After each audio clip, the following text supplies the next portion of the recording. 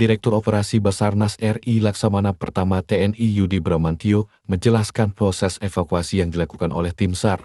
Yudi mengatakan jenazah korban kedua pesawat IAT ATR 42500 dievakuasi berhari-hari.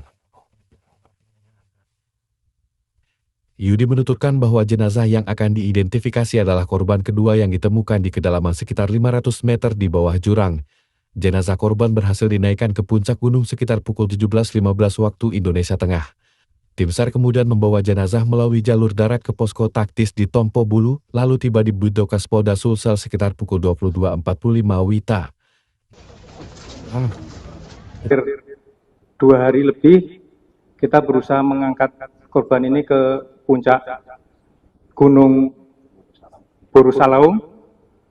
Tadi pukul 17.15 jenazah baru bisa sampai di puncak. Jadi kita, ya mungkin rekan-rekan semua sudah tahu, sudah sering disampaikan kondisi medan yang membuat kita mungkin agak berat dan hampir dari sejak ditemukan sampai dengan tadi siang itu di Medan hujan deras. Jenazah korban kedua kecelakaan pesawat Indonesia Air Transport IAT ATR 42500 berjenis kelamin perempuan akhirnya tiba di Bidokas Polda Sulsel, Rumah Sakit Bayangkara Kota Makassar, Selasa malam 20 Januari. Hingga malam ini Polda Sulsel baru menerima 1 kantong jenazah korban kecelakaan pesawat IAT ATR 42500 dari Basarnas. Kantong jenazah tersebut sebelumnya telah diterima di Pos Aju Tompo Bulu Kabupaten Pangkep.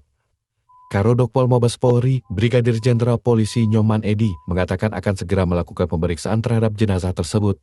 Ia menegaskan pemeriksaan jenazah dilakukan secara standar dan prosedur baku. Mulai saat ini, ya semaksimal mungkin kita laksanakan. Kami mengerahkan satu tim dengan kekuatan, ada 3 dokter forensik bahkan. Kemudian ada dokter gigi forensik. Kemudian ada staf-staf lain yang akan membantu di situ untuk identifikasi. Nah, adapun standar kami menggunakan di sini yang namanya standar DVI standar internasional bahkan. Tim SAR yang sebelumnya fokus mencari ekor pesawat nahas ATR 42500 milik Indonesia Air Transport IAT berhasil menemukan black box atau kotak hitam dari pesawat yang jatuh di pegunungan Bulu Saraung, Sulawesi Selatan tersebut.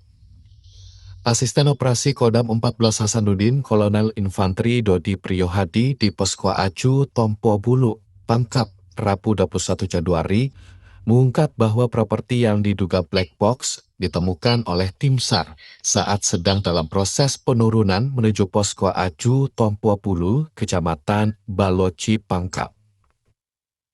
Dodi mengatakan untuk membawa black box tersebut pihaknya membentuk tim khusus yang dibantu tim SAR gabungan untuk membawanya ke posko. Sebelumnya tim SAR berusaha menurunkan korban dan mengevakuasi ekor pesawat yang menjadi bagian untuk menyimpan black box. Tim yang kita bentuk khusus untuk mencari ekor